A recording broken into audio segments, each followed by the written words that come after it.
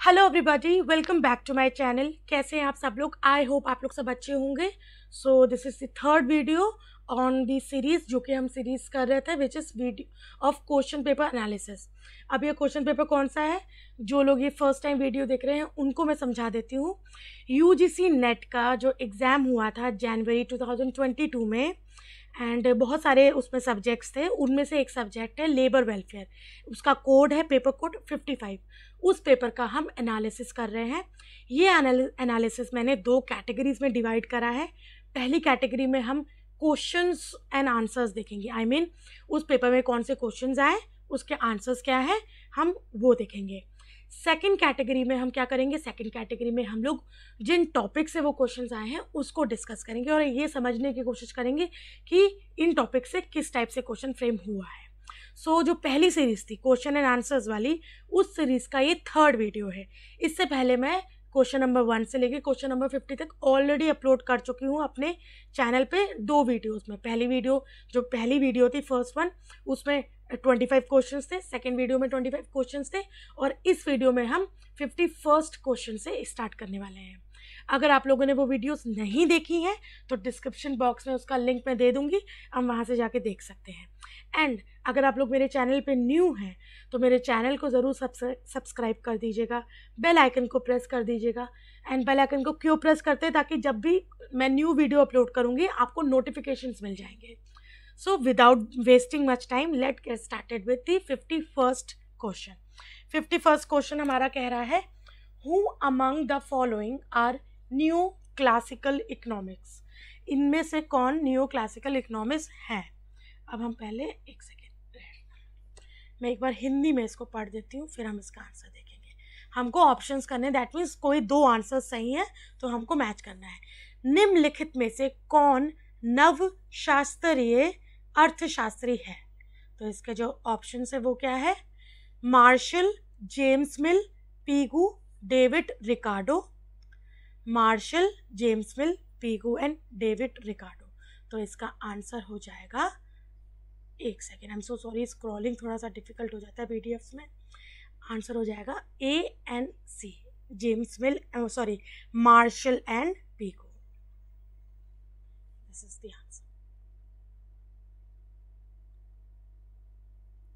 अब 52nd question है, consider the statement in connection with the registration of certain establishments under the Interstate Migrant Workmen Act.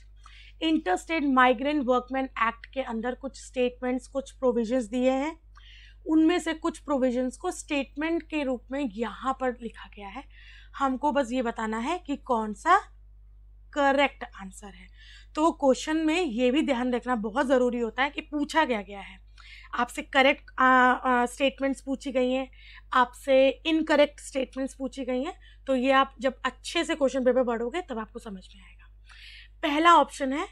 पहला statement है, every principal employer of an establishment to which the act applies shall within the specified period make an application to the registering officer in the prescribed format for the registration. And B है, the principal employer is required to pay the fees along with the application for the registration. Principal employer को fee pay करनी होती है। Then जो C statement है वो क्या है? If the registering officer is satisfied that the applicant was prevented by sufficient cause, he may entertain the application even after expiry of the period. तो ये देख लेते हैं। If the registering officer is satisfied, okay, I'm so sorry. If the registering officer is satisfied that the applicant was prevented by sufficient cause, may entertain the application even after the expiry of the period. हाँ, ये हो सकता है। If the application is not completed in every respect, shall be summarily rejected. May भी हो सकता है, maybe not. If the application is not so complete, the registering officer shall return the same to the principal employer of the establishment. इसमें से कौन सा statement हम लोग अगर इजी करना है सबसे, तो पहले हम लोग ये देख सकते हैं कि सबसे गलत, मतलब कि इनकरेक्ट स्टेटमेंट कौन सा है, तो बाद में हमको ये पता चल जाएगा। अब देखो इसमें एक और ट्रिक है। अब वो ट्रिक क्या है? वो ट्रिक है, एक सेकेंड, हम लोग ये देख सकते हैं, देखो ऐसे जो क्वेश्चंस होते हैं उसको मार्क करने का एक आइडियल जो है वो होता है एलिमिनेशन। आप ये देख सकते हो कि कौन सा जो ऑप्शन है, जो तीनों ऑप्शंस में, कौन सा स्टेटमेंट तीनों ऑप्शंस में मौजूद है। जो तीनों ऑप्शंस में होगा, मतलब जितने भी ऑप्शंस दिए हैं यहाँ पर, उन सब में होगा, जाहिर सी तौर पे वो स्टेटमेंट सही ही होगा, तभी वो सब में दिया है, तो हम उसको हटा देंगे। तो ऐसे करके हम देख सकते हैं कि कौन सा एलिमिनेशन, मतलब लाइक एलिमिनेशन का जो एक मेथड होता है वो ईजीएस्ट पड़ता है जब अगर आप कंफ्यूज हो, अगर आपको नहीं समझ में आ रहा हो कि कौन सा, अगर आप भूल गए हो, जैसे लाइक आप प्रोविजंस भूल गए हो, या आप 2-3 जो स्टेटमेंट्स हैं उनमें कंफ्यूज हो रहे हो, तो फिर आप ऑप्शन में आके एलिमिनेशन से भी आप इसको कर सकते हो, ऐसे क्वेश्चंस को। और ये क्वेश्चंस, मतलब इस टाइप का जो मेथड होता है वो कहाँ पर अप्लाई होगा, जहाँ पर ज़्यादा ऑप्शंस दिए हो, हमको मतलब एक से ज़्यादा ऑप्शंस में मार्क करना हो, तो वहाँ पर ज़्यादा अप्लाई होता है। जैसे कि मैं आपको एक एग्जांपल दे देती हूँ, ऑल्दो यहाँ पर आई थिंक एलिमिनेशन राउंड नहीं, एलिमिनेशन का मेथड यहाँ पर अप्लाई नहीं होगा, बट स्टिल जैसे कि यहाँ पर बी तीनों में है, तो हम ये मान के चल सकते हैं कि B obviously is the correct, तो इसको हम हटा देते हैं। अब हम केवल किस पे गौर करेंगे, ए पे, सी पे, डी पे, ई पे। तो ऐसे कर करके हम लोग क्या कर सकते हैं, हम एलिमिनेट कर सकते हैं, ठीक है। तो अभी जो मुझे स्ट्रेट अवे दिख रहा है जो करेक्ट नहीं है बिल्कुल, वो कौन सा ऑप्शन करेक्ट नहीं है, ये वाला डी वाला। इसमें डाउट था कि अगर एप्लीकेशन कंप्लीट नहीं है तो समरीली रिजेक्ट हो जाएगी, नहीं, वो पूरी तरह से रिजेक्ट हो जाएगी, तो उसको तो हम बिल्कुल स्ट्रेट अवे मान के चलते हैं कि ये इनकरेक्ट ऑप्शन है। और जब ये इनकरेक्ट ऑप्शन है तो हम ये देखते हैं कि डी वाला ऑप्शन कौन से उसमें नहीं है, तो जिसमें नहीं होगा ऑब्वियसली वो आंसर हो सकता है। तो देखो डी इसमें तो, ये तो नहीं होगा क्योंकि डी इसमें है, और ये भी नहीं होगा क्योंकि डी इसमें भी है। अब हमारे पास दो बचते हैं, A B C E and A B E. तो इट मीन्स कि ए बी एंड ई जो है वो बिल्कुल करेक्ट स्टेटमेंट है, ठीक है। अब हमको ये पता लगाना है कि सी वाला करेक्ट है कि नहीं, तो उसी से हमको हमारा फाइनल आंसर मिलेगा। तो अगर हम सी पे जाके देखते हैं, let me erase these things first. I hope आपको ये थोड़ा सा मेथड समझ में आ रहा हो। देखो ये मेरी अपनी टेक्निक है, ऐसा कुछ इसमें कोई रॉकेट साइंस नहीं है कि ऐसे ही करना है, आप अपने हिसाब से जैसे भी कर सकते हो, but this is how I use to attempt the paper अगर मुझे किसी क्वेश्चन में प्रॉब्लम हो रही हो। तो अब मैं देखती हूँ कि सी वाला जो ऑप्शन है वो करेक्ट है कि नहीं है। If the registering officer is satisfied that the applicant was prevented by the sufficient cause, may entertain the application even after expiry of a period. अब इसका जो इसको देखो, ये जो ऑप्शन है इसका देखो, इसमें आपको एक्सप्लेन करती हूँ। जब प्रोविजन आता है, कोई भी हो प्रोविजन, किसी भी एक्ट में दिया हो, तो वहाँ पर कुछ ऐसे प्रोविजन लिखा रहता है, मैं आपको हिंदी में बता रही हूँ कि एक टाइम पीरियड दिया रहता है कि 60 डेज के अंदर लेट से आपको एप्लीकेशन सबमिट करनी है, ये 60 डेज। अब उसके बाद एक एडेड प्रोविजन और दिया रहता है कि अगर 60 डेज से डिले हो जाता है, ठीक है, अगर आपने 60 डेज के बाद एप्लीकेशन सबमिट कर रहे हो, तो फिर जो रजिस्टरिंग ऑफिसर होता है वो अगर सेटिस्फाइड है कि हाँ जो डिले हुआ है वो जेन्युइन डिले है, तो वो आपकी जो एप्लीकेशन है उसको एंटरटेन कर सकता है even after the expiry of set period. 60 days का एक्सपायरी अगर हो भी जाए तो भी अगर आपका जेन्युइन कॉज है कि भैया ये जेन्युइन कॉज था, इसकी वजह से डिले हुआ है, इसकी वजह से मेरे को लेट एप्लीकेशन सबमिट करा हूँ मैं, फिर वो जो जेन्युइन कॉज है अगर उससे रजिस्टरिंग ऑफिसर सेटिस्फाइड है, आपको वो अलाउड कर देगा। And same is the case with option number C. Option number C में भी यही दिया है, अगर जो रजिस्टरिंग ऑफिसर है वो सेटिस्फाइड हो जाता है कि एप्लीकेंट के पास एक सफिशिएंट कॉज था जिसकी वजह से उसको प्रिवेंट हुआ, जिसकी वजह से वो प्रिवेंटेड था, जिसकी वजह से वो लेट, वो एक्सपायरी के बाद उसने सबमिट करी या एक डिले के बाद अपनी एप्लीकेशन सबमिट करी है, तो अगर उस कॉज से, उस रीज़न से रजिस्टरिंग ऑफिसर सेटिस्फाइड है, तो वो उसको, उसकी एप्लीकेशन को एंटरटेन कर लेगा even after the expiry of the period, set period, चाहे वो 30 डेज हो, 90 डेज हो, 60 डेज हो, जो भी उस पर्टिकुलर एक्ट पे दिया हुआ है। तो ये वाला जो ऑप्शन है बिल्कुल करेक्ट है, इसका मतलब है option number 2 is the correct answer.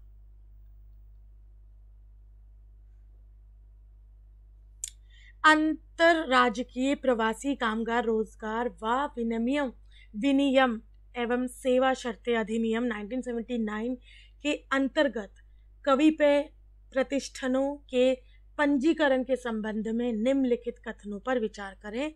तो मैं ये पूरे के पूरे फिर से नहीं पढ़ने वाली हूँ। एज यू नो मेरी हिंदी थोड़ी डावाडोल अभी भी है। मुझे लगता है कि ये वाला जो इस टाइप का वीडियो है करते करते at the end of the eventually जब मेरा पूरा सीरीज़ ख़त्म हो गया, at the end of the series मेरी हिंदी एटलीस्ट ये टफ़ वाली हिंदी तो बिल्कुल सही हो जाएगी।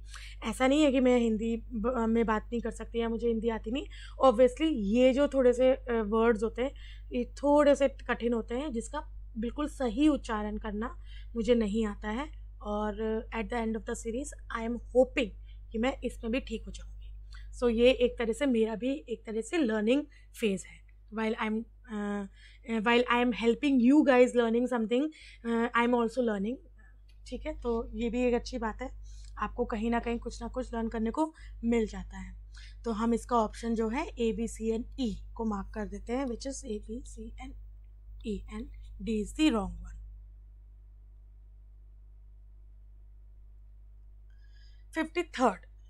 53 वाला क्वेश्चन देखते हैं हम लोग। Which among the following are the hidden cost of industrial accidents. Industrial accidents का जो हिडन कॉस्ट है वो क्या होता है? तो हम ऑप्शंस पढ़ लेते हैं, उसमें से देखते हैं कि क्या है। पहला है worker distraction, paper work, wages, spoiled work, loss of efficiency due to breakup of crew. ये जो जितने ऑप्शंस थे इसको हम देखते हैं। पहले हम हिंदी का एक बार हिंदी वाला वर्जन पढ़ लेते हैं कि क्या है। निम्नलिखित में से कौन औद्योगिक दुर्घटनाओं के छद्म मूल्य हैं? कामगारों की ध्यान मग्नता, कागजी कार्य, मजदूरी, विकृत कार्य, कर्म दल के विघटन के कारण कार्य क्षमता का लोप। तो इसका जो ऑप्शन होना चाहिए, क्या होना चाहिए? वर्कर डिस्ट्रैक्शन करेक्ट है, पेपर वर्क हाँ, एंड वेजेस। तो spoiled work and loss of efficiency due to breakup of crew ये नहीं होगा। तो जो हिडन कॉस्ट है वो ये है। अगर इंडस्ट्रियल एक्सीडेंट्स होते हैं तो पेपर वर्क में थोड़ा सा प्रॉब्लम आ सकता है, वेजेस में जो कॉस्ट लगता है वो लाइक पेपर वर्क जो लाइक कॉम्पनसेशन एंड ऑल का जो पेपर वर्क होता है उसके बारे में यहाँ बात हो रही है, वेजेस से related. And then worker distraction कि ऑब्वियसली एक एक्सीडेंट हुआ है तो वर्कर्स डिस्ट्रैक्ट होंगे, तो जो उस समय जो काम रुकता है थोड़े टाइम के लिए एक स्टॉपेज आता है वो भी एक तरह का हिडन कॉस्ट हम मान सकते हैं। तो इसका जो आंसर होगा वो होगा A, B एंड C। यहाँ पर लिख देती हूँ A, B and C is the answer.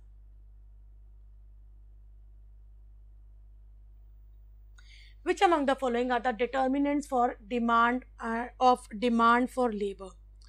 Demand for labour की अगर बात करें तो ऐसे कौन सी फैक्टर्स है, कौन से डिटर्मिनेंट्स है, मतलब कौन से फैक्टर्स है जो अफेक्ट कर सकते हैं डिमांड फॉर लेबर्स को?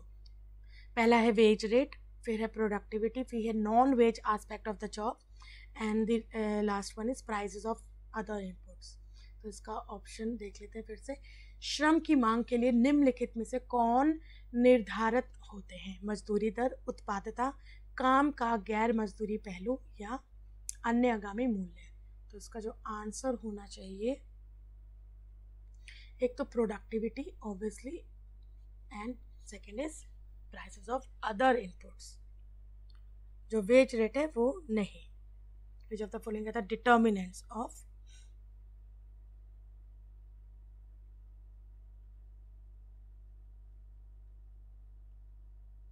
identify the four emerged dimensions that differentiate national cultures in terms of their managerial ideologies from the study conducted by Laurent। अब ये स्टडी एक कंडक्ट करी थी लॉरेंट ने, उससे रिलेटेड है ये पर्टिकुलर क्वेश्चन।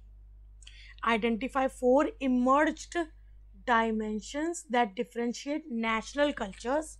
नेशनल कल्चर्स को जो फोर डायमेंशंस हैं जो डिफ्रेंशिएट करते हैं, अलग करते हैं in terms of managerial ideologies. और ये कहाँ से आया है? From the study conducted by Laurent. वो क्या है हमको आंसर्स बताना है, वो करेक्ट ऑप्शन क्या है।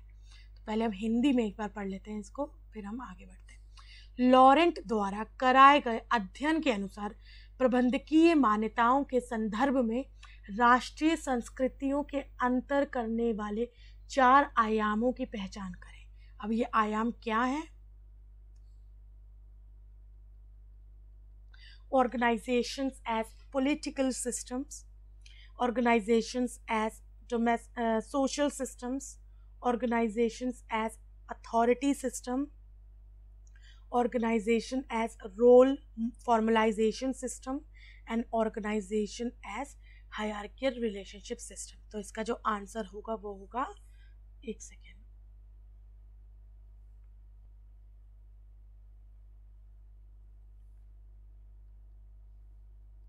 D, and third one ACDNE।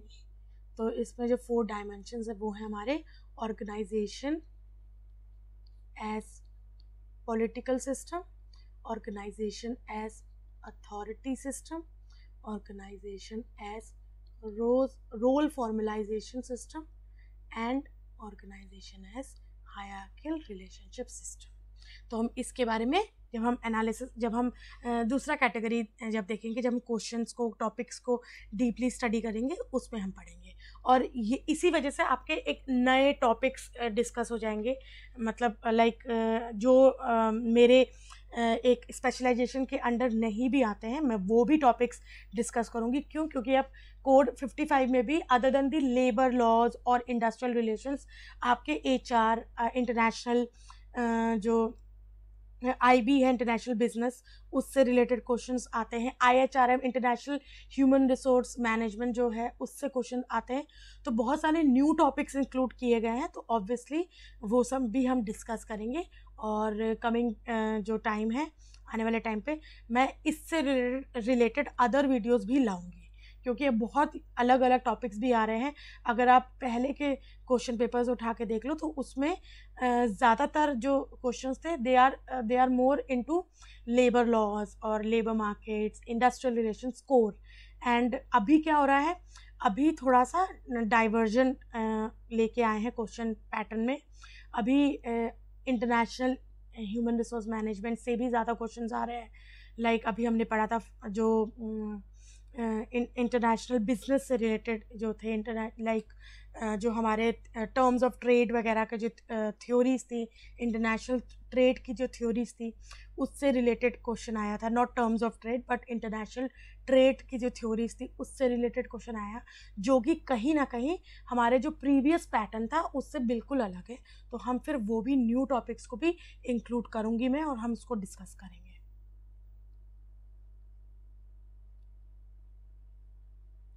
The 3 basic procedure of behavior modeling involves, behavior modeling के जो 3 basic procedures हैं वो क्या क्या हैं, मतलब उसमें से कौन से 3 हैं ये पता लगाना है। पहला है modelling. Trainees watch live or videos example showing model behaving effectively in a problem situation, thus the video might show a superior supervisor effectively disciplining subordinate। क्या ये है बिहेवियर मॉडलिंग? क्या है बिहेवियर मॉडलिंग? एक तरह का आप बोल सकते हो लर्निंग का एक प्रोसीजर है, जिसमें आप ट्रेन करते हो कि आपको एक पर्टिकुलर सिचुएशन में कैसे बिहेव करना है। Then we have role playing, ये ट्रेनिंग एंड डेवलपमेंट का जो टॉपिक है उसी से है। आप क्या कर रहे हो, आप इनकलकेट कर रहे हो सर्टन बिहेवियर, कि अगर आपके पास सामने ऐसी सिचुएशन आती है तो ऐसे सिचुएशन में जो एम्प्लॉय है वो कैसे रिएक्ट करेगा, कैसे बिहेव करेगा। तो इसमें जो बिहेवियर मॉडलिंग जो एक टॉपिक है उसमें किस टाइप से बिहेवियर को मॉडल किया जाता है, बिहेवियर को मॉडल करने का मतलब है मोल्ड किया जाता है, उसके बारे में देखा गया है। तो पहला है मॉडलिंग, जिसमें क्या हो रहा है, ट्रेनीज को लाइव वीडियोस दिखाई जाती हैं, उनको एग्जांपल्स शो किए जाते हैं, जिसमें क्या हो रहा है, जिसमें एक प्रॉब्लमेटिक सिचुएशन है और उसमें सुपरवाइज़र इफेक्टिवली क्या कर रहा है, सबऑर्डिनेट्स को डिसिप्लिन सिखा रहा है या उसको बता रहा है कि how to react, how to behave. Then we have role playing. Role playing में क्या हो रहा है, the trainee get role to play in a stimulated situation. एक सिमुलेटेड सिचुएशन मतलब आर्टिफिशियल सिचुएशन है, जो रियल टाइम सिचुएशन होती है उसी का एक आर्टिफिशियल हू बहू एक सिचुएशन, एक सिमुलेशन, एक वर्कशॉप क्रिएट की जाती है, जिसमें जो ट्रेनी है उसको एक सर्टन रोल प्ले करना होता है जस्ट टू से लाइक, अगर आपको ऐसा रियल में करना पड़े तो आप कैसे करोगे, तो आपको वो चीज़ एक आर्टिफिशियल एनवायरनमेंट में करने को बोला जाता है। This is called role playing, कि आपको ये रोल दिया गया है, now you have to behave, you have to act in a certain way, thinking like you are acting in real time. आपके साथ ये एक्चुअली में हो रहा है, ऑन द जॉब हो रहा है। तो ये एक तरह का ऑफ द जॉब ट्रेनिंग आप बोल सकते हो इसको, ठीक है। Then we have social enforcement, trainer provides reinforcement in the form of praise and constructive feedback. तो एक तरह से रीइंफोर्समेंट की स्ट्रैटेजी यहाँ पर करी जाती है। आपको पॉजिटिव रीइंफोर्समेंट आप बोल सकते हो, क्योंकि प्रेजेस हो रहे हैं, एक कंस्ट्रक्टिव फीडबैक है, फीडबैक मिल रहा है but in a constructive way, ताकि वो आपको हेल्प कर सके टू इम्प्रूव फर्दर। तो ये तरह का सोशल रीइंफोर्समेंट है। तो क्या ये तीनों है, या डी वाला है जिसमें ट्रांसफर ऑफ एम्प्लॉय है from one department to another. तो आई होप आपको ऑप्शन से सीधे सीधे देख के ही समझ में आ रहा होगा कि जो एक ट्रेनिंग का प्रोसीजर है, बिहेवियर मॉडलिंग आप बोल सकते हो, इसमें से कौन से 3 बेसिक प्रोसीजर्स हैं जो बिहेवियर मॉडलिंग के अंडर आते हैं। तो पहला हो जाएगा a, then we have b and the c. तो आंसर है ए, बी एंड सी। हम इसको करेंगे एंड ये बहुत इंपॉर्टेंट है। कुछ टॉपिक ऐसे हैं इसमें से जो रियली बहुत इंपॉर्टेंट है, और इसमें से कमिंग एग्जाम में, मतलब जो नेक्स्ट सब एग्जाम आने वाला है, उसमें से पक्का के पक्का क्वेश्चन आएगा।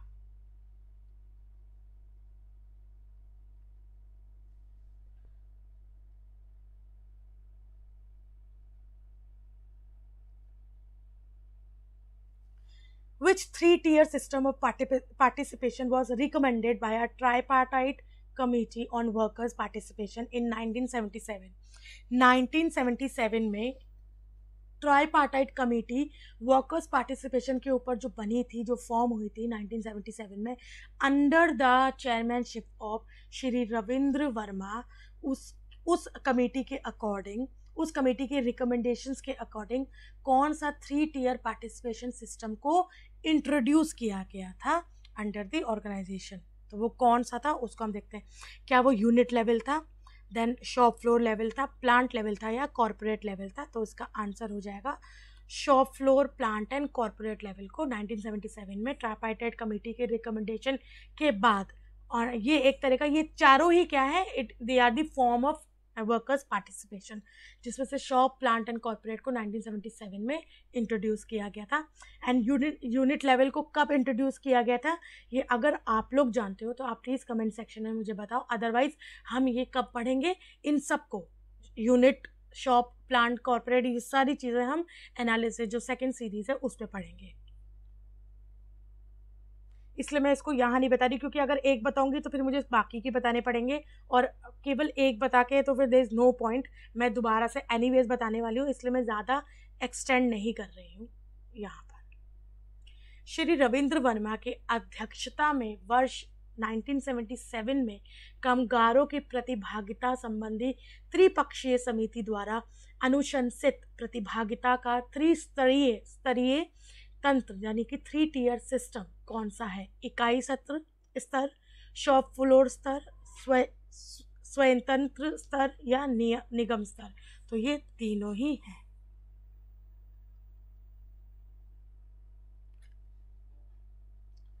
by merger of which two associations of engineering industries in 1974 the Association of Indian Engineering Industry came into existence। तो ये स्टेट अवे कहीं ना कहीं जनरल नॉलेज का क्वेश्चन है। तो इस पे बताना है कि जो association of Indian engineering industry जो फॉर्म हुआ था, वो कौन सी 2 इंजीनियरिंग इंडस्ट्रीज जो एसोसिएशंस थी, उनके मर्जर के बाद, जो मर्जर 1974 में हुआ था उसके बाद फॉर्म हुआ था। तो इसका जो आंसर है वो है, पहला है engineering association of India 1895 and engineering association of India 1942। तो इन दोनों को मर्ज कर दिया गया था 1974 में, और उस मर्जर के बाद हमको मिला था association of Indian engineering industry, AIEI।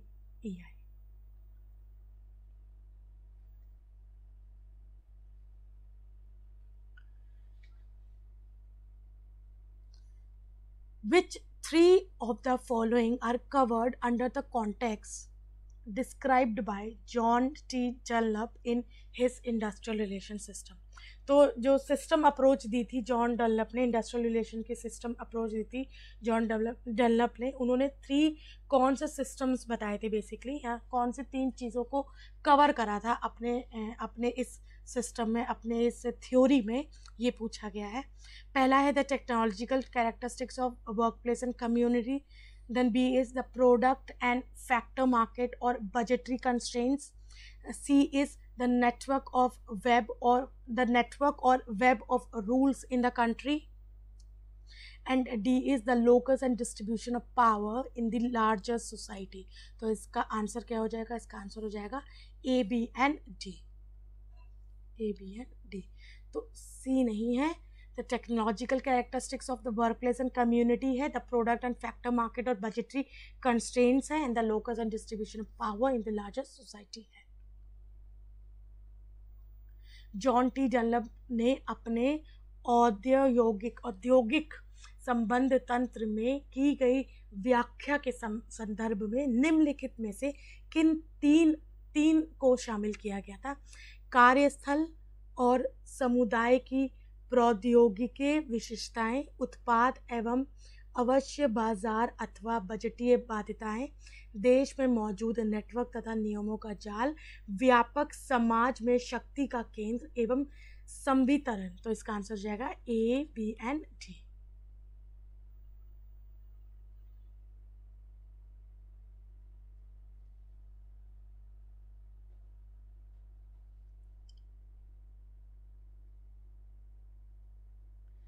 Okay. While translating the theory of trusteeship into action, Gandhiji has advised which 3 steps? तो गांधी जी ने कौन से 3 स्टेप्स एडवाइस करे थे? वाइल जो थ्योरी ऑफ ट्रस्टीशिप है, अगर आप उसको इन एक्शन लाना चाहते हो या एग्जीक्यूट करना चाहते हो, तो कौन से 3 स्टेप्स थे जिसकी मदद से आप ऐसा कर सकते हो, ऐसा गांधी जी ने एडवाइस किया था? क्या पहला वो परसुएशन है, क्या वो स्टेट लेजिस्लेशन है, क्या वो डिस्पोजेशन है, नेशनलिज्म है, या कॉन्सेंट्रेशन ऑफ इकोनॉमिक पावर है? तो इसका आंसर हो जाएगा, एक सेकेंड, इसका आंसर हो जाएगा persuasion, state legislation and disposition and nationalism. न्यायशीलता के सिद्धांत को कार्यान्वित करते समय गांधी जी ने किन 3 चरणों की सलाह दी थी? अनुजयन, राज्य का विधान, बेदखली और राष्ट्रीयकरण, आर्थिक शक्ति का संकेतकरण। तो इसका आंसर हो जाएगा A, B and C।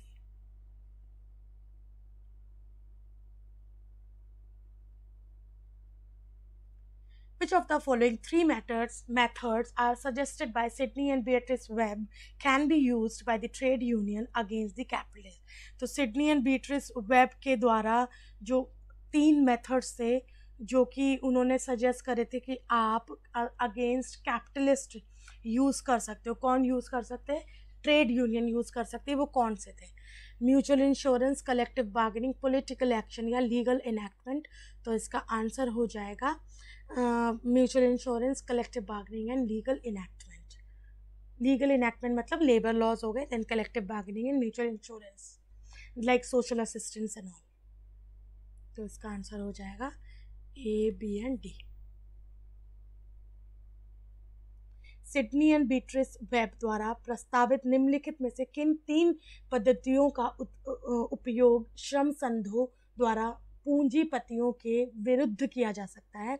पारस्परिक बीमा, सामूहिक सौदेबाजी, राजनीतिक कार्यवाही, विधानी अधिनियम। तो इसका आंसर हो जाएगा A, B and D।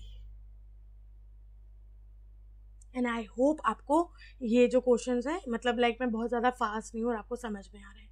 अगर आपको कोई प्रॉब्लम हो the way I am speaking, या मेरे मतलब मेरे प्रोनाउंसिएशन से, या मैं जैसे बात कर रही हूँ, तो आप प्लीज़ मुझे कमेंट सेक्शन में इसके बारे में बता सकते हैं।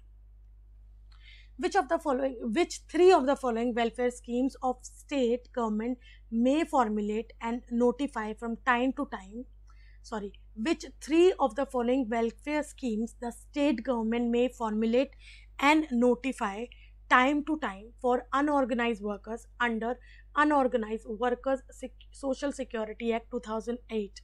तो unorganised workers social security act 2008 के अंतर्गत जो कुछ वेलफेयर स्कीम्स है जो स्टेट गवर्नमेंट फॉर्मुलेट कर सकती है, नोटिफाई कर सकती है, मतलब बना के नोटिफिकेशन के थ्रू अप्लाई कर सकती है as per unorganised workers act. तो वो कौन सी हैं? तो पहली है क्या वो प्रोविडेंट फंड स्कीम है, क्या वो skill upgradation of workers scheme है, ओल्ड एज प्रोटेक्शन स्कीम है, या फ्यूनरल असिस्टेंस स्कीम है? तो इसका आंसर हो जाएगा provident fund, skill upgradation and funeral assistance, A, B and D.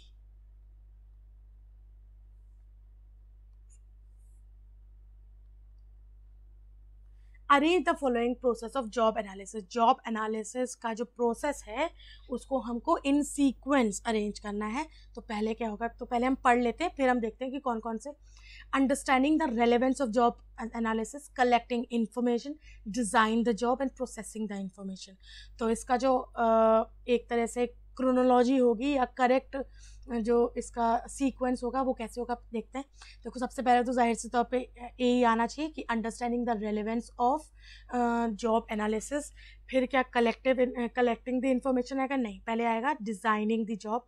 हम जॉब डिज़ाइन करेंगे। जॉब डिज़ाइन करने के बाद हम क्या करेंगे, हम इंफॉर्मेशन कलेक्ट करेंगे with regard to the job जो हमने डिज़ाइन करी है। उसके बाद जो इंफॉर्मेशन कलेक्ट हो गई है उसको हम प्रोसेस करेंगे और उसके बाद ऑब्वियसली उस प्रोसेस्ड इंफॉर्मेशन के ऊपर हम एक्ट करेंगे। तो इसका जो ऑप्शन होगा वो होगा a, c and b and d. तो a, c, b and d. Which three type of employers are included in the definition of IHRM by P. Morgan? P. Morgan द्वारा जो IHRM का जो डेफिनेशन दी गई है उसमें कौन से 3 टाइप के एम्प्लॉयज़ को इंक्लूड किया गया है?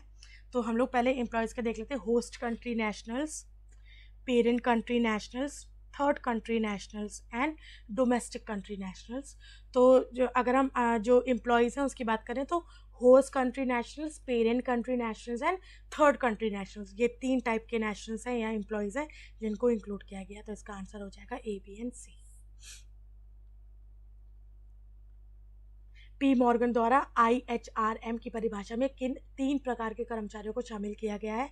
मेजबान देश के नागरिक, जनक देश के नागरिक एंड अन्य देश के नागरिक।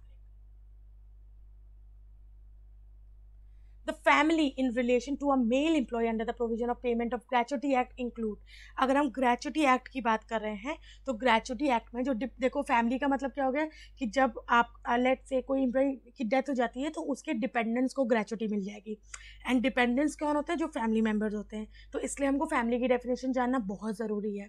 अगर हम बात करें फैमिली तो किसी भी एम्प्लॉय के लिए, चाहे वो मेल हो चाहे वो फीमेल हो, उसके लिए फैमिली कौन हो सकता है उसको कैटेगरीज में डिवाइड किया गया है कि ये हो सकते हैं, ये हो सकते हैं, ये हो सकते हैं। अभी हम इस क्वेश्चन में क्या देख रहे हैं कि एक मेल एम्प्लॉय के लिए फैमिली के अंदर कौन कौन आता है। तो पहले हम इसका ऑप्शंस देख लेते हैं फिर हम देखेंगे क्या आंसर है। The employ himself, his wife, children, क्या ये आ सकते हैं? ऑब्वियसली वाइफ और चिल्ड्रन तो आएंगे ही, तो ये तो आ सकता है। तो इसको हम यहाँ पर लिख लेते हैं। The children of his pre deceased daughter, जो भी उसकी जो बेटी है, उसकी बेटी के जो बच्चे हैं, अगर बेटी की डेथ हो गई है, उसके जो बच्चे हैं क्या वो उसके डिपेंडेंट्स हैं उस एम्प्लॉय के, मतलब एज अ फैमिली उसके अंदर आ सकते हैं? दिस इज़ बिट क्वेश्चनेबल, हम इसको अभी छोड़ देते हैं, आगे बढ़ते हैं। The dependent parents of the employ, definitely जो एम्प्लॉय है, मेल एम्प्लॉय हो या फीमेल एम्प्लॉय, क्योंकि यहाँ पर मेल एम्प्लॉय की बात कर रही है तो we will stick to male employ only. तो मेल एम्प्लॉय के जो पेरेंट्स हैं जो उस पर निर्भर हैं वो भी उसकी फैमिली के का ही पार्ट है और वो फैमिली में ही आएंगे। Then we have the children of his predeceased son, जो उसका बेटा है जो उससे पहले उसकी डेथ हो गई है, उसके जो बच्चे हैं हाँ वो भी आएंगे उसकी फैमिली के उसमें। And the dependent parents of his wife and the widow, ये बिल्कुल सही है कि जो डिपेंडेंट पेरेंट्स होते हैं उसकी वाइफ के वो भी आएंगे। तो इसका जो आंसर हो जाएगा वो क्या हो जाएगा, आई मीन बी ऑप्शन बिल्कुल नहीं होगा। इसको कर देते हैं तो आंसर हो जाएगा a, c and d and e. Okay, a, c, d and ई।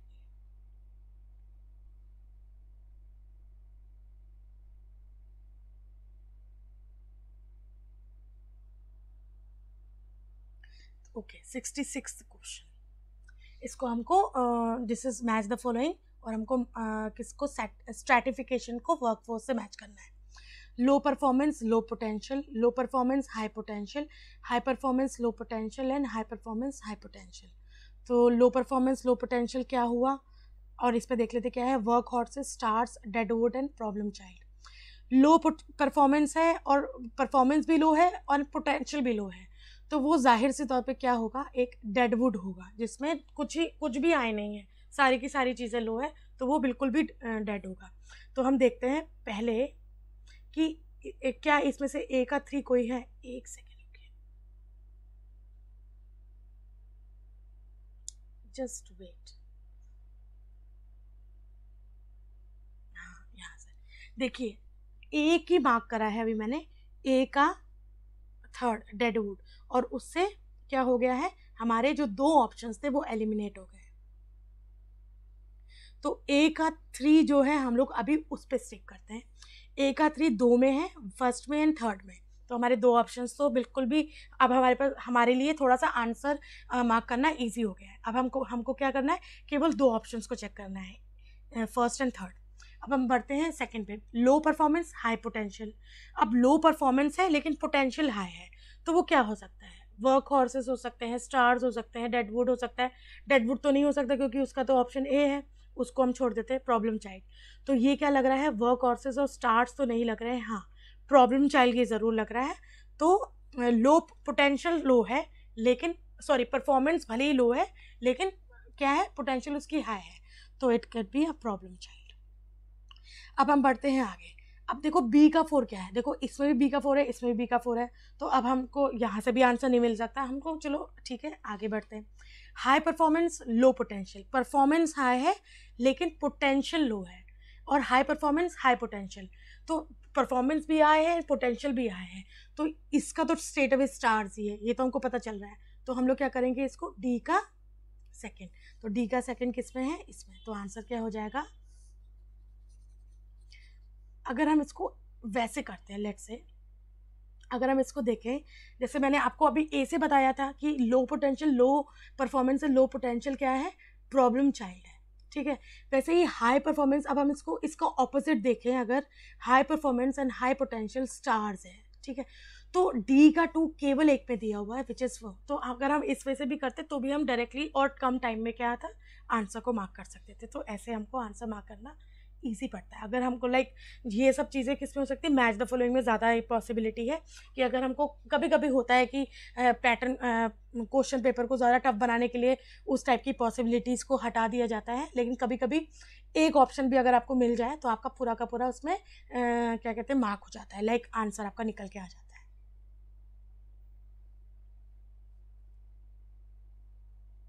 अब हमको यहाँ, हाँ देखो अब ये क्या है, ये है हमारे पास मोटिवेशनल थ्योरीज है, इसको हमको मार्क करना है, मोटिवेशनल थ्योरीज को उसके प्रपाउंडर्स है। We have this side expectancy theory, ERG theory, equity theory and attribution theory. We have Stacy Adams, Harold H Kelley, Clayton Alderfer and Victor Vroom. तो देखो अगर मैं आपको बताऊं, जैसे अगर लेट सपोज मैं होती तो मुझे 1-2 थ्योरीज है जिसके बाय हार्ट नेम याद है।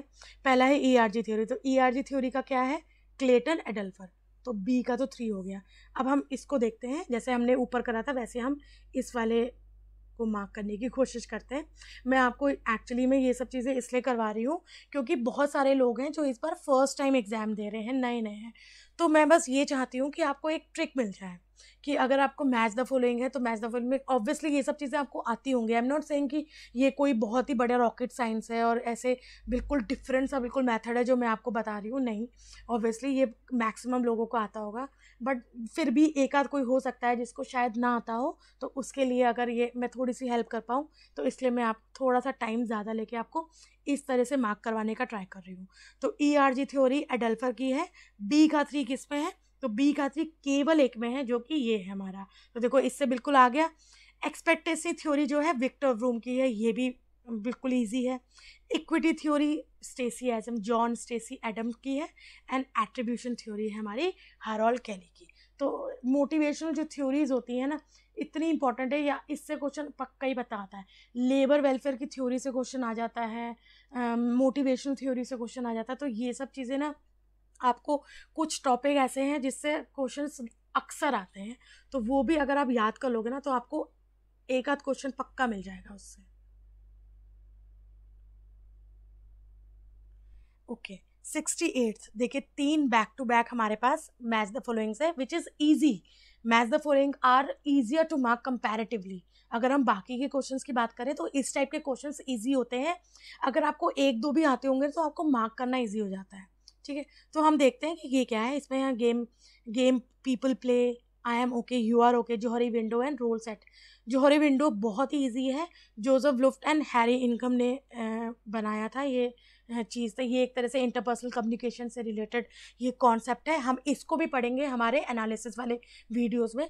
तो आप तैयार रहिएगा, बहुत सारे न्यू टॉपिक्स की वीडियोस आने वाली हैं एंड आई होप आपको ये वो जो टॉपिक्स है वो समझ में आ जाए। then we have games people play, then I am okay, you are okay, and role set theory of organization। तो गेम पीपल पे जो है, sorry, I am okay and you are okay के ये थॉमस हैरिस का है, जहाँ तक मुझे याद है। मैं इसको एक बार देख लेती हूँ, एक सेकेंड रुकिए, इसका मैं ऑप्शंस देख के आपको बता देती हूँ।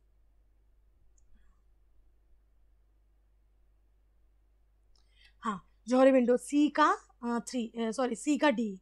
तो सी का डी किस में है? हाँ, सी का डी है ए में, ए की में है which is 4th option, and B का 3 है Thomas Harris. Games people play, Eric Berne ने एक बहुत इंपॉर्टेंट एक और चीज़ दी है, वो मैं अभी लिखने वाली थी एक्चुअली में, लेकिन वो मुझे आप बताइएगा कमेंट सेक्शन में कि एरिक बर्न ने गेम पीपल प्ले के अलावा एक और चीज़, एक और थ्योरी दी है, बहुत ही इंपॉर्टेंट है, एंड वो क्या है वो आप मुझे बताइएगा। एंड डी का है हमारा Robert A Karl.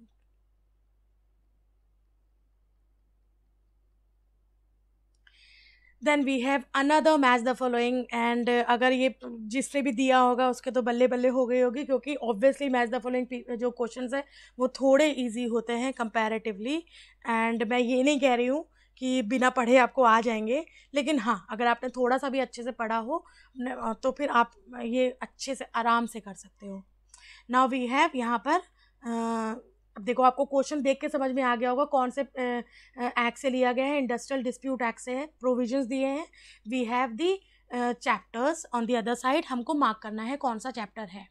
Authorities under the industrial dispute act, तो इंडस्ट्रियल डिस्प्यूट एक्ट में जो अथॉरिटीज है वो कौन से चैप्टर में मैंशनड है।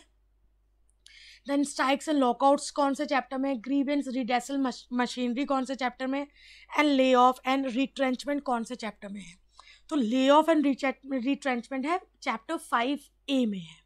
अगर हम बात करें एक सेकेंड, मैं इसको फिर से वही वाले तरीके से ट्राई करती हूँ। लेट्स सी कि क्या इसमें भी वही चीज़ दी हुई है। डी का 2, देखिए डी का 2 इसमें है, तो ये तो स्ट्रेट अवे मार्क हो गया। अगर आपको भले ही बाकी के ना आते हो, ये ले ऑफ रिट्रेंचमेंट थोड़ा सा पॉपुलर टॉपिक है और इससे ज़्यादातर क्वेश्चन पूछे जाते हैं, इसलिए ये आपको, आई एम होपिंग कि आपको याद होगा। एंड चैप्टर 5A, इससे बहुत बार ऐसे ही क्वेश्चन आया है, कौन से चैप्टर में ये चीज़ है। क्रोनोलॉजिकली आपको लगाने को आ जाता है कि जो पहले अमेंडमेंट्स हुए हैं उसको लगाओ, from earlier to later, from later to earlier, उल्टा सीधा ऐसे करके आ जाता है। तो ए का 3 हो गया, ए का 3 चैप्टर 2, एंड बी का है 4, स्ट्राइक्स एंड लॉकआउट है चैप्टर 5, देन ग्रीवेंस वाला है चैप्टर 2B। आई होप आपको ये चीज़ समझ में आ गई होगी, जो मैं कहने की कोशिश कर रही हूँ कि अगर आपने एक भी ऑप्शन कर लिया and wait. So question number 70, देखिए सेम ही एक्ट है, इंडस्ट्रियल डिस्प्यूट एक्ट, जहाँ से ये क्वेश्चन लिया गया है। We have provisions on the one side and the respective sections on the other side. यहाँ पर है voluntary reference of dispute to arbitration, prohibition of strikes and lockouts, prohibition of layoff, and setting up of grievance redressal machinery। तो voluntary reference of dispute to arbitration कौन से section में है? It is section 10A। ये amendment के बाद इसको लाया गया था ये सेक्शन, एंड आप लोग मुझे बताओगे, क्योंकि मैंने ये एक्ट मैं ऑलरेडी मेरे चैनल पे अपलोड कर चुकी हूँ। अगर आप लोगों ने नहीं देखा है industrial dispute act, description box में उसका लिंक है, वहाँ से जाके देख सकते हैं। एंड हैविंग सेड दिस, अब आप मुझे ये बताइए कि ये जो पर्टिकुलर सेक्शन है, सेक्शन 10A, कौन से ईयर में अमेंड होके आया था, तो ये आप लोग मुझे बताइएगा। Then prohibition of strikes and lockouts किस में है, section 22। Prohibition of lay off को प्रोहिबिट किस में किया गया है, section okay wait a second, हाँ अगर हम इसको ऐसे देखें, yes, section 25M, and setting up of grievance redressal machinery is section 9C। तो इसका जो ऑप्शन हो जाएगा ऑप्शन 3, यस। और please don't forget to answer my question. मैंने जो इस वीडियो में पूछा है, आप जब ऑब्वियसली जब ये वीडियो देखेंगे तो आप प्लीज़, आई थिंक 2 क्वेश्चंस मैंने पूछे हैं, तो जो भी क्वेश्चन मतलब जितने भी पूछे हैं आप प्लीज़ उसको कमेंट सेक्शन में उसका आंसर ज़रूर बताइएगा। Then moving on to question number 71 which is again a match the following question. ये क्या है, इसको हम देखते हैं। Model of coping defence mechanism, list 1 and list 2। Aggression, fight, exploration and recreation. Second में है हमारे पास इरिटेशन, रेस्टलेसनेस एंड वायलेंट और destructive.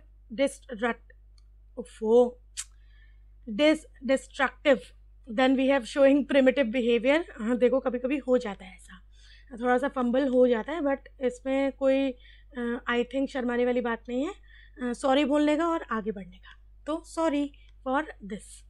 And showing primitive behaviour, denying any feeling of frustration and giving reasons and explanation for frustration। तो ये जब जब I think stress या जब फ्रस्ट्रेशन वाला जो फैक्टर है, इसको हम पढ़ेंगे जब आप उसमें होते हो। तो उसकी जो स्टेजेस हैं, जब आप डिफेंस मैकेनिज्म में होते हो, आप ग्रीवेंस है आपके अंदर गुस्सा है, आप इरिटेटेड हो, तो आप जो कौन सी स्टेजेस से होके गुजरते हो, बेसिकली ये वो चीज़ है। तो इसको हम जब टॉपिक्स जब डिस्कस करेंगे तो उसमें पढ़ेंगे। अभी हम देख लेते हैं इसका आंसर क्या है। तो हमको ये जो स्टेजेस दी हुई हैं और ये क्या है, एक तरह का उस स्टेजेस से रिलेटेड जो बिहेवियर शो होता है वो है। तो हमको देखना है ये बिहेवियर पढ़ के कि कौन कौन सा है। एक ही बात करते हैं अगर हम, aggression, irritation, restlessness, violent and destructive. Then flight है, फ्लाइट में क्या हो रहा है, शोइंग प्रिमिटिव बिहेवियर। एक्सप्लोरेशन में क्या हो रहा है, denying any feeling of frustration and giving reasons and explanation. तो अगर हम एक ही बात करें, वेट अ सेकेंड, हाँ मैं इसको ज़रा रब कर देती हूँ ताकि आपको ईजिली पड़े। ए का जो ऑप्शन है, ए का ऑप्शन है 1। देन बी फ्लाइट, इसको है हम डी से करेंगे। डिनाइंग फीलिंग ऑफ फ्रस्ट्रेशन, कि आप फ्रस्ट्रेटेड हो, आप उसको डिनाई कर रहे हो। एक्सप्लोरेशन मतलब सी का 4th, giving reasons and explanation of frustration, कि आप एक्सप्लोर कर रहे हो कि वाई यू आर फ्रस्ट्रेटेड, आप रीजंस दे रहे हो, आप इसको एक्सप्लेन कर रहे हो। देन रिग्रेशन का जो स्टेज है वो क्या है, शोइंग प्रिमिटिव बिहेवियर, आप रिग्रेस कर रहे हो, आप वापस आ रहे हो अपने, मतलब अभी आप फ्रस्ट्रेटेड थे तो बिल्कुल हाईएस्ट पॉइंट पे थे, आप बिल्कुल एग्रेशन में थे, गुस्सा थे, आप अपना जो मैक्सिमम बिहेवियर है of irritation, of frustration show कर रहे हो। वो कैसे शो कर रहे हो कि आप इरिटेटेड हो, आप रेस्टलेस हो, आप वायलेंट हो रखे हो, ठीक है। उसके बाद अब क्या हो रहा है, आप एक तरह का ये एक्चुअली में एक second, what is this, okay. Flight क्या है, एक तरह का आप अब मानना नहीं चाह रहे हो कि आप फ्रस्ट्रेटेड हो, आपको कोई चीज़ बुरी लगी, आपके साथ कुछ गलत हो रहा है, डिससेटिस्फाइड हो, you are not ready to accept that, you are denying that feeling. तो आप वाली स्टेज पे हो। तो हाँ, हम लोग ये जो जब चीज़ पढ़ेंगे तो इसको हम आगे देखेंगे ज़रूर।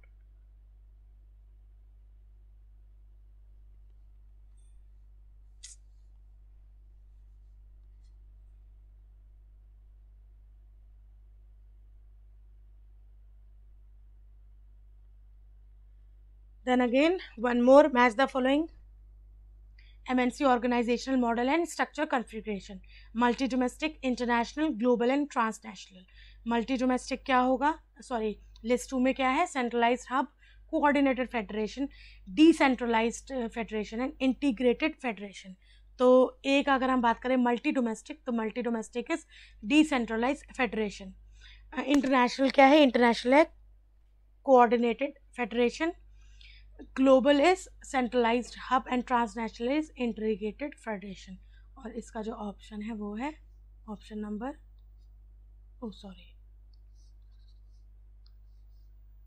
Option number C.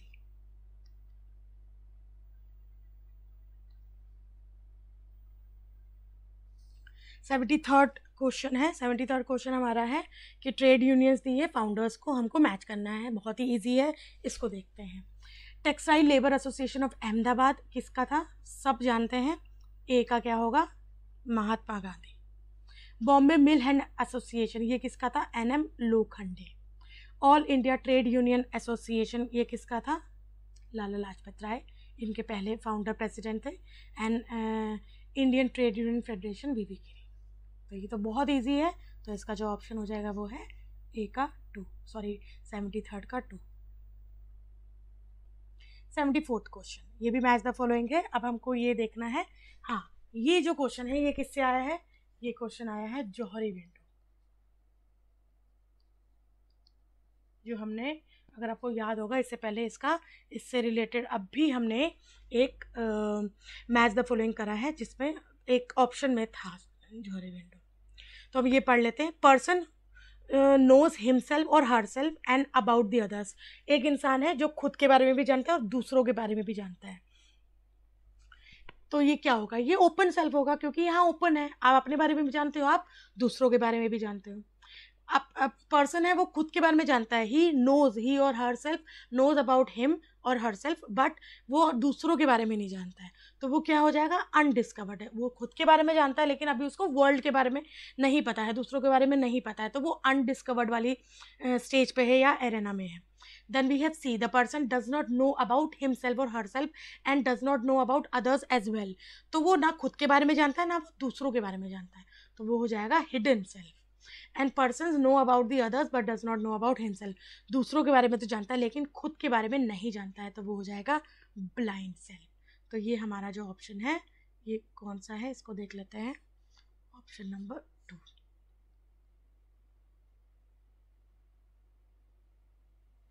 एंड हाँ, आज के वीडियो का ये लास्ट क्वेश्चन है, इसको हम देखते हैं।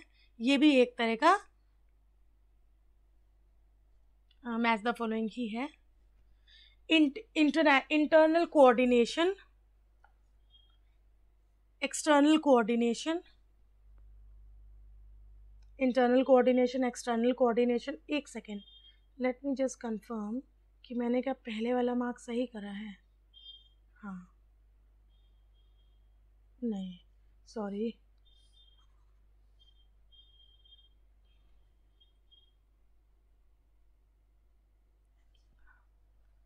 डी का 4th होगा। हाँ, तो ये चीज़ डी का 2 नहीं है, डी का 4th है। Okay, internal coordination, external coordination, vertical coordination and horizontal coordination. Internal coordination क्या होगा? इंटरनल कोऑर्डिनेशन में हम देखते हैं integration of efforts between superior and subordinates working at different levels in an organization, coordination between different departments and persons within the organization। तो ये तो internal coordination है, जब यहाँ पर coordination is between different departments and persons within the organisation. Then external coordination, then third is क्या है? Coordination between an organisation and its external environment. तो बी का तो 3 हो जाएगा, बी इज 3, ये 3 है, यहाँ पर हम बी लिख देते हैं। Okay, then coordination between departments और पोजीशन और पर्सन एट सेम लेवल। तो सेम लेवल का है तो हॉरिजॉन्टल हो जाएगा, डी का 4।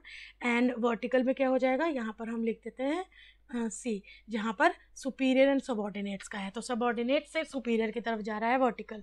तो इसका जो ऑप्शन होगा वो होगा, आई थिंक ए का 2 है, बी का 3 है, सी का 1 है। हाँ, सही है। सो ये आई थिंक आज के वीडियो का लास्ट क्वेश्चन था। And with this I and my video. I hope आपको ये वीडियो पसंद आया होगा, समझ में आया होगा। जो भी मैंने थोड़ी बहुत आपको जो क्वेश्चन कैसे मार्क करना चाहिए उसके न्यूएंसेस बताने की कोशिश करी है।